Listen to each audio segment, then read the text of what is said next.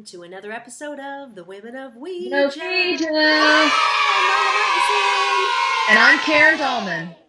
Well, today we've got a really interesting topic. We are going to talk about communicating with other species.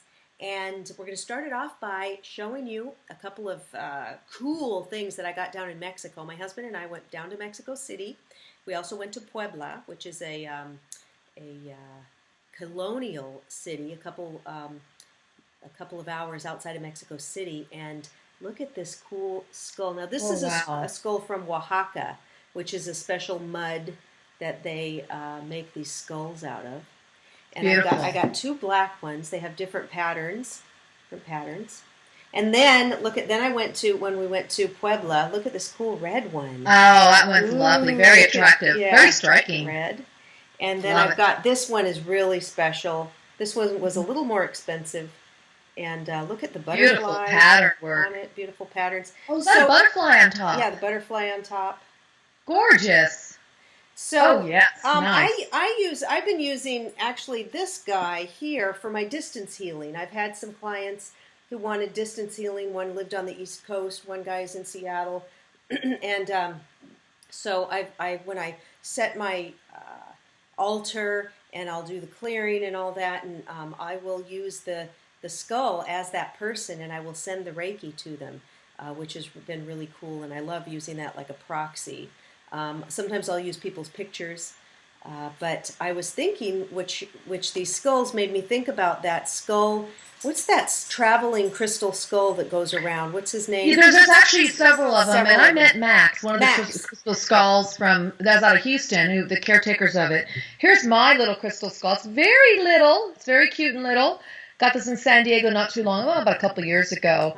But yeah, we were talking about communicating with these objects, these tangible objects you're talking about. And Marla brought up the point that she does her healing using these objects as by proxy. Do you want to explain that to them a little bit more, what you mean by that? Yeah, well, Reiki, you can either do it in person or you can do it distance healing. And there's some symbols that you can use and everything. And sometimes you could even use a teddy bear.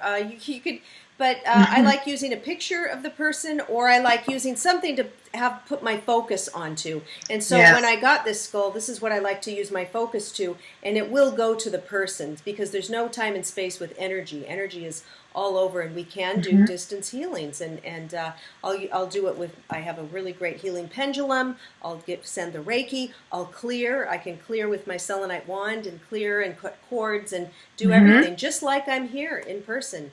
So it's pretty exciting, and so I thought I just think these are so magical, and I thought I want to use this. It's like a little person there, They are very magical. My little crystal skull, I will pull it out, and I have this board behind me. If you can see it, there's actually some crevices in the wood, and I've sat the skull in there just to amplify the energy, because we know that crystalline structures is like it emits and receives energy. You've got crystal and crystal radios. I mean, it's a type of receiver and energizer. So here's one of the big crystal I use. Got this one down in Brazil when I went to see John of God recently, na Bajania. Yeah. And this one definitely has so much energy to it. So Marla's telling you how she can use the crystals or use the items and objects to help people with their energy. And one of the things that I do when I communicate with species of animals is I will ask somebody to send me a picture of their animal if I want to do the reading without the board. Now, Marla and I use our boards for most of our readings, though we work outside of the board now as well.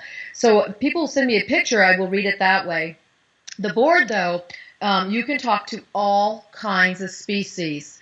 And so, I don't know, we were also wondering about the idea of even tapping into the crystals. Yes. And maybe with your board and trying to communicate or find out what these crystals have to say. They're record keepers. They must have something to tell. I've never done that, but I'm willing to try. Yeah, let's do it, and then we'll do another video of next month about it.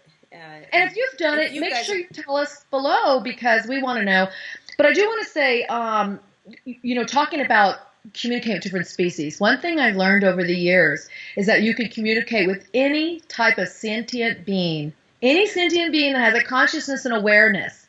And I've spoken to even to praying mantises. I know this might sound strange, Wow. but I've talked to trees. I've been doing a lot of trees lately. I have a beautiful plumeria at my house, and I have some gorgeous palm trees. So I talk to them, and they have messages to give. And what's really cool about the tree messages is that because they say we stand in one place, our roots go deep, and our roots don't tell the story of just us, this tree. It tells a story of our whole species of trees, because they're always attached to the earth, because the earth holds memory. The earth is like a crystal. It records everything. And so they have great deep memory that goes even deeper than their roots. I thought that was really fantastic when they told me that. That was new to me. And have you had underground, experience the roots are connected. All the the trees that are near each other, their roots are all connected.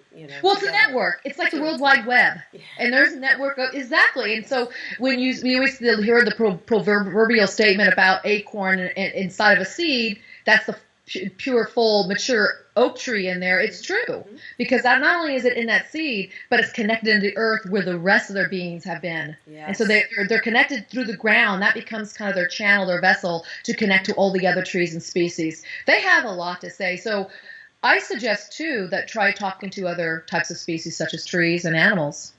That sounds fantastic. And I will say that if we don't even think about what's going on underneath our feet most of the time. There's a whole world under there. The crystals, we're walking on a crystal. There's all these crystals. There's little animals. There's tree roots. There's energy. There's force. There's life force under there. So there's a whole world underneath our feet to contemplate about. It's just fascinating. Well, and think about this. Mother Earth supports every single one of us that's above the earth, supports us literally for our feet to walk on, supports every single structure. So truthfully, ashes, ashes, dust to dust, we are of the earth too. So you think about it, it's quite magical, and there's such a symbiotic relationship with Gaia and with ourselves, as with the other species. Yeah, and so often we don't even get to touch the earth, whether we're in our leather or plastic shoes, or we're on cement or whatever, bricks, or in our car. We don't really get to connect that often. So I think it's important to try to go out and step on grass or dirt, try to connect that way. I agree, because it grounds you. It's such a wonderful way to just kind of renew your energy and spirit by grounding yourself. Well, I hope you guys enjoyed this topic, and please let us know who or what you've been connecting with. Take care. That's right.